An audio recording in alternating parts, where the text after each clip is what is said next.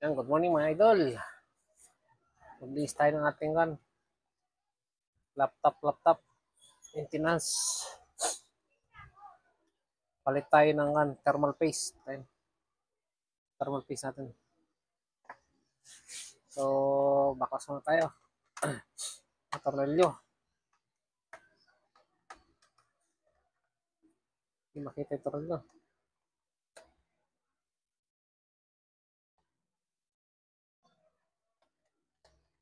Basic lang to, basic. Over ng memory card. Ayun ng RAM.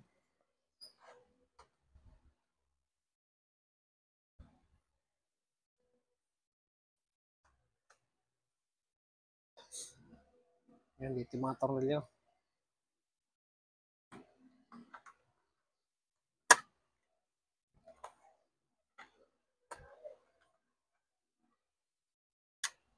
Cover ng hard disk.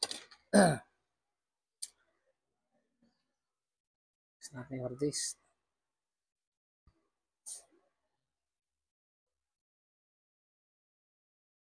Sungkit-sungkit lang.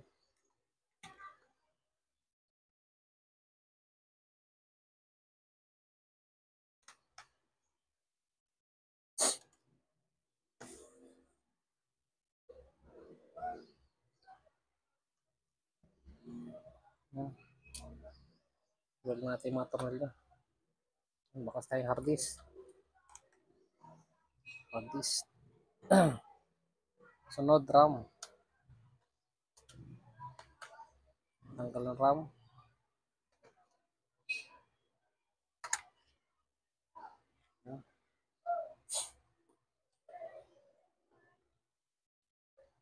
Cover ng memory card. Card reader. Ito natin mabaklas sa tornilyo. Dami tornilyo. Next natin tatanggalin ay keyboard. Ito may isa pa lang naiwan. Naiwan pang isa tornilyo.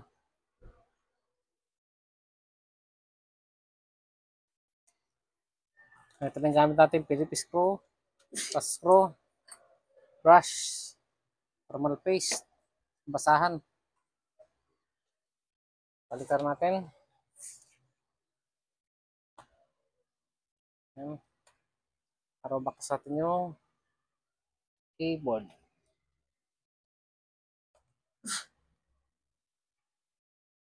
Ayan, dito naman yung keyboard niya, sarap. Ito may mga dito, susukirin lang. May mga ganyan dyan. Silipin nyo lang pagka hindi makita yan. May pinakang kanal yung keyboard niya. Ayan. Bali, 4 lang yan.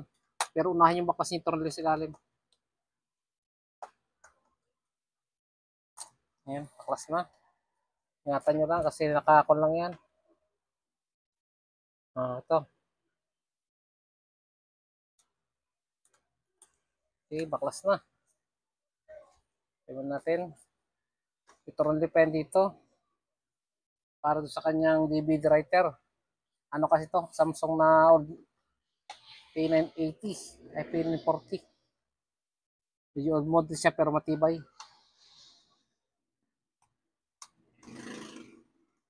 Okay, pakusay tornilyo. Tabi nyo lang maigsi na tornilyo. Nakamaliit. Kasi mamaya pagbalik natin para makita agad. Okay, sarado natin. Baliktad. Dahil natin yung DVD writer o yung hard disk. Ay yung CD-ROM. Ayan. DVD-ROM na yan. Wala na pala CD-ROM. Yan para sa mga P9 ay sa Samsung na kan. Mga ganito, yung mga old model na laptop. Ang ganda ko. May dalawang kasi ilalim.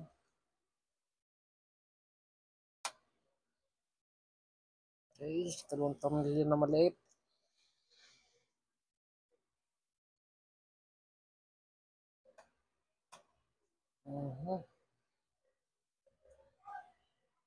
Ayan, natanggalan natin yung switch dito.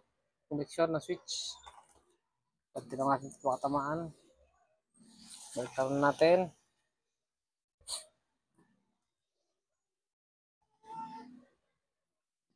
Yan, baklasin natin. Pero pagbaklas niyan, kamay ay daliri ko lang.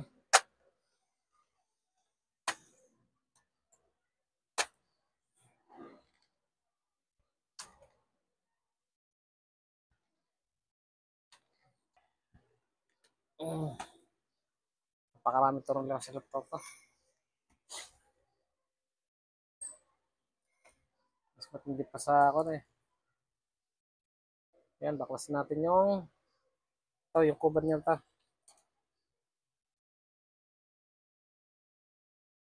Para sa mga gusto mag DIY lang, yung mga ayaw magbayad sa technician. Ayan. Madali lang po to. Baklasin. Kaya lang ingat-ingat na guys kasi may mga maliit na pesto.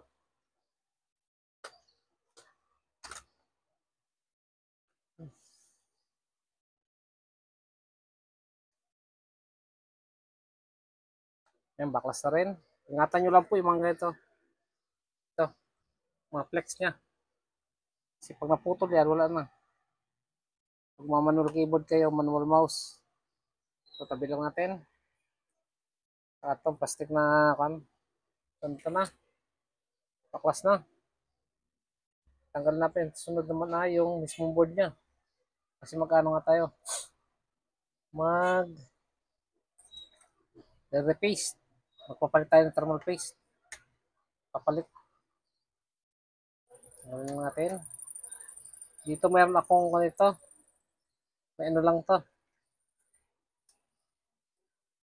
At ilang tornil ba to? Dalawa lang.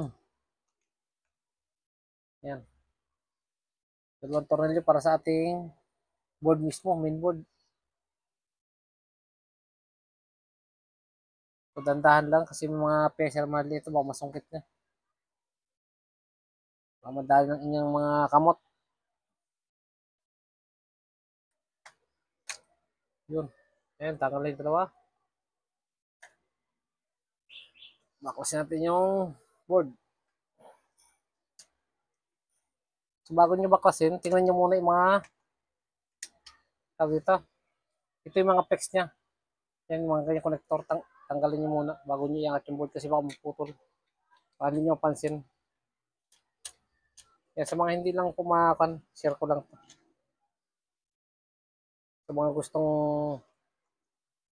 DIY lang ka ng mga laptop.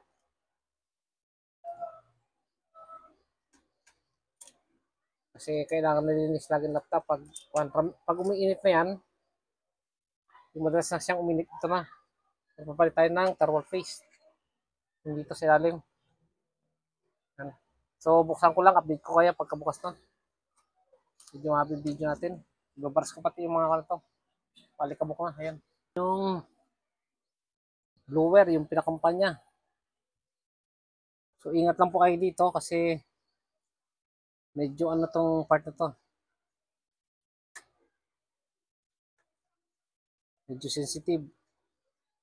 Gamit lang kayo ng sapin. Sapin niyo yung karton. Para in case na magkaroon siya ng mga tornilyo o kaya kuhan sa ilalim, hindi siya mag-ground.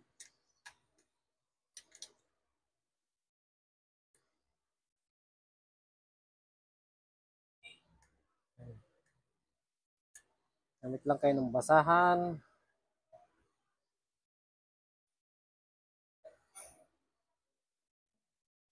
Pan.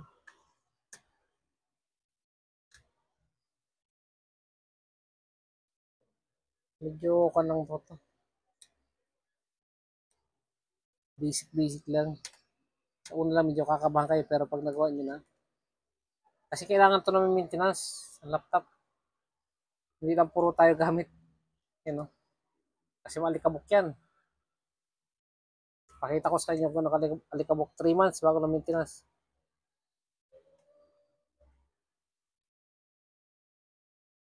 Umihigop kasi. Ito yung blower. Ito yung naghigop ng ating hangin. Dumadaan, pinapalamig yung processor. Ayun, papalitan natin. Yung parang, yan, yung parang toothpaste na yan. Yung tawag dyan is thermal paste. So, tingnan nyo guys, kapal ang alikabok. So, linisin natin to bago natin darahin ang thermal paste.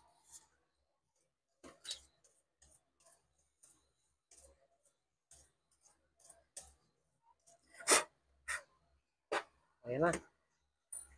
Gamit lang tayo ng basahan. Sa paglinis, pwede rin bulak. Kaya kuha tayo bulak. Ayan mga idol, kuha tayo bulak na medyo binasa natin ng konting alcohol. Ayan. Linisin natin yung tapat ng mga napapalitan natin thermal paste. Ano to?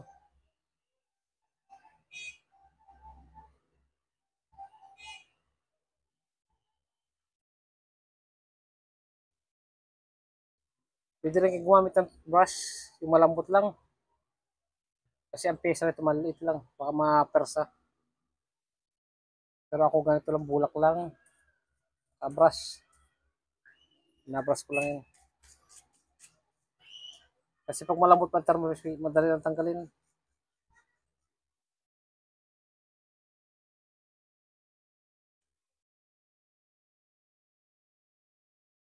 Ayan, tapos linis natin ng basa na yun, no? Kailangan makilab siya. Huwag nyo lang masyadong diinan kasi nakakon yan.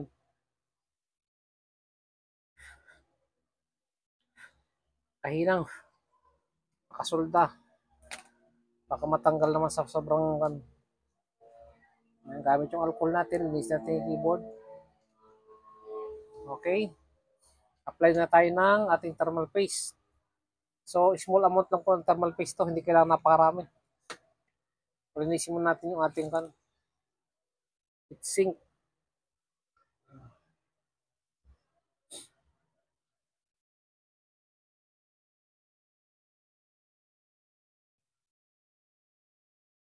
Hindi natin kailangan ng connector.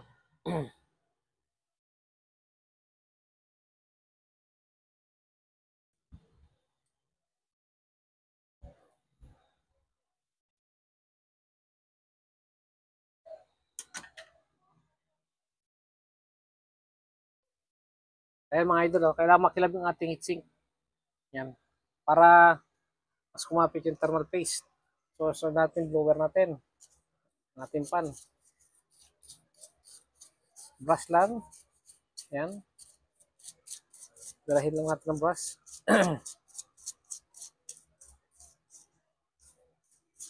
Napakadali lang ito. Ingatan lang natin yung mga pesa. Okay, malinis na natin blower. Sunod naman natin itong ating parang screw na ito. Ayan na mga idol. Apply tayo thermal paste. So nabili ko itong thermal paste sa online. Yan, kaperaso lang siya. Maghanap na lang po kayo sa online ng the best na thermal paste para sa laptop o sa computer natin. Yan, gamit yung ating plus screw. Mag-apply tayo ng thermal paste. Kunting-kunti lang. Hindi kailangan marami dito. Kasi maliit lang yung paste natin. No? Saka ang lagay po sa gitna. Para paglapat ng thermal paste ay nung heatsink, lalapad siya. Ano ba?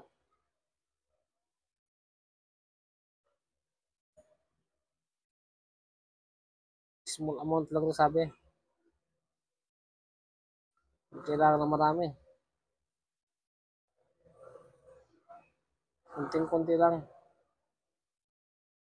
Tapos ang paglagay niya sa gitna. Ayan. Apa? Yung mga idol, konting-konti lang siya. Sa gitna mo lang ilalagay. Kasi kakalat naman niya pagkalagay mo. Pag kinabit mo na yung heatsink, kakalat na yan. Kasi pag sobrang dami niyan, magkakayat lang yan. Kakalat sa board. Tsaka hindi advisable na marami. Kapiraso lang, tapos kung sa gitna. Sa gitna ang lagay.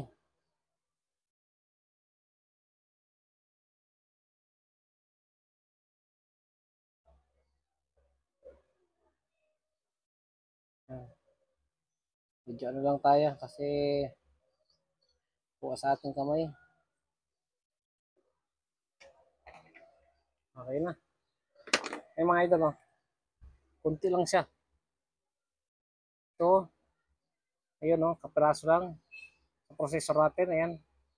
Okay, balikan natin yung ating heatsink. Ayan, nag-iisim natin konti. So, hindi mo kayo magkakamali dito kasi may guide yung tornilyo na to.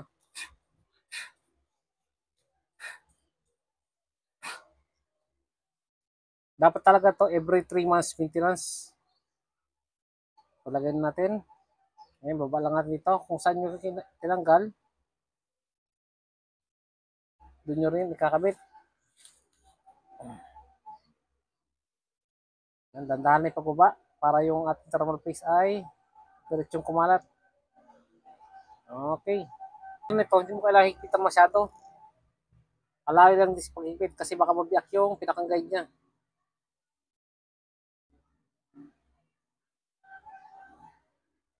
Ayan, oh.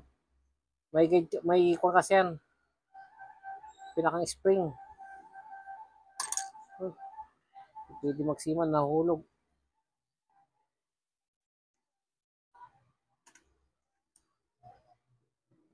So, yung pag-apply ng thermal paste, kunting-kunti lang.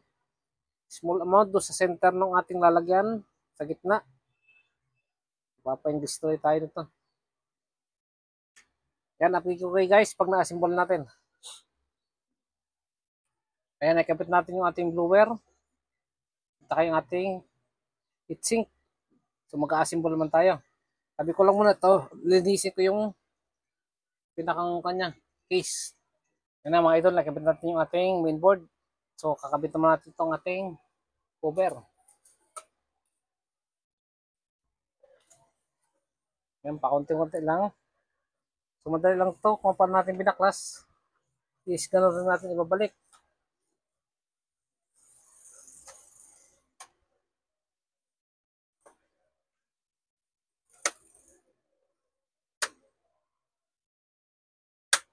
Yun. Tutumugan na yung mga lock. Okay. Pakabit natin yung mga binaklas natin connector.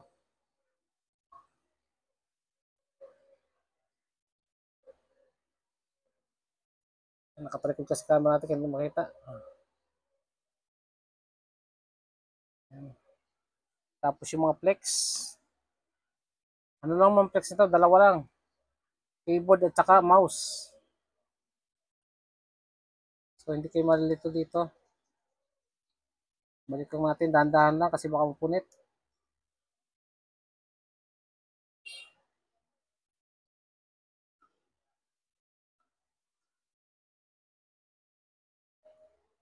Tapos tulak lang natin ng konti.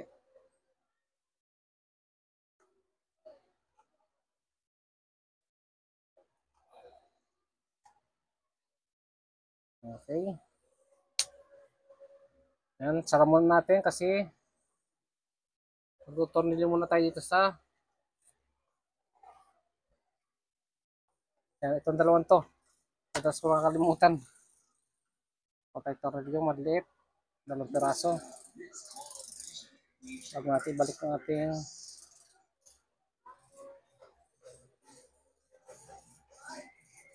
ito.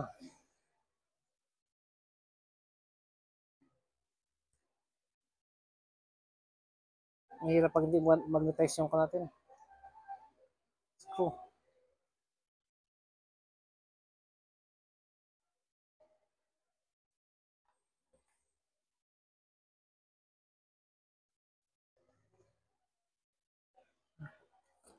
No. Ayan, balik natin ang ating DVD writer. So, yung ibang laptop ngayon, wala nang DVD writer. Mga nipis. Yan, taas yung mga tornilyo. Ito nilipat sa ilalim. Salpak natin, DVD writer.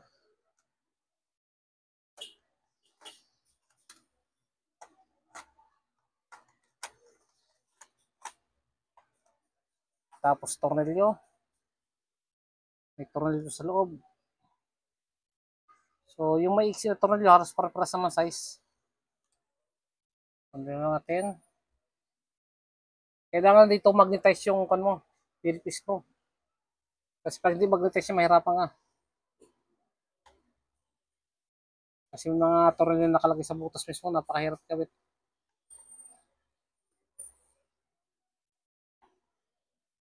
Okay na. Next natin, kabit natin yung keyboard. Yan, kabit natin yung hard disk niya para matesting muna natin bago natin tornilyohan. Kasi minsan pag may mga parts na hindi maayos pagkabit, hindi siya na nabubuhay. Yan, nakabit natin yung kanyang hard disk. Tornilyohan lang natin. So, may tornilyo naman ito, isang piraso.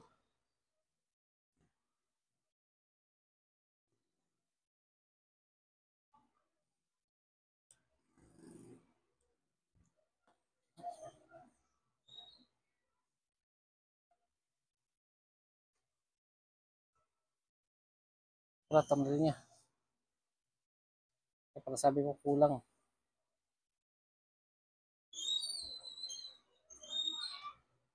Yung smell si atang. Kailangan talaga may magnet yung ating screw.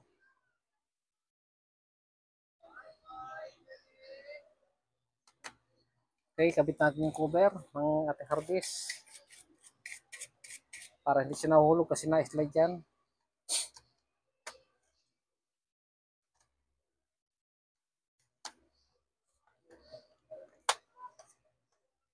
Ito yung tornilyo.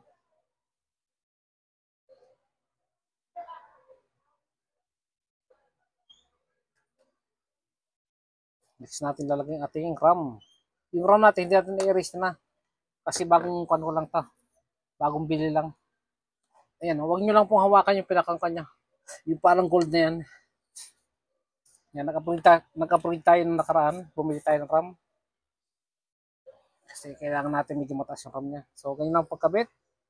May guide naman yan, hindi kayo maliligaw. Tulak lang. Yan, tulak. Pa-slide, tulak pa-slide. Tapos, diin pababa. Yun, pag tumunog, okay na siya. Kung hindi siya putol, sira na. Hindi, may ano po yan, tutunog ko sa kasi may lock sa gilid yan. So, ito yung pangalawang RAM natin. Tulak. Tapos, diin. Dahan-dahan lang, diin niya. Ayan. So, rekabit natin, testingin naman natin. Gamit yung ating power cord. Ayan mga idol, rekabit natin yung ating power cord. So, wala tong battery kasi hindi ko nalagyan ng battery kasi ginagamit ito ng more than 6 hours. So, pag ang laptop nyo po ginagamit ng mahabang oras, huwag nyo lang kabitan ng battery. Kasi iinit lang po yan. So, puhayin natin. Tingnan natin kung mag-power on. Ayan mga idol, binuhin natin. So, ibig sabihin, good na siya. Antayin lang natin mabukas yung screen. So, okay na po. Magbukas na yung screen natin. So, kakabit na natin ang tornilyo ito. Yan, goods na. So, gagawin natin ito pagka 3 months na.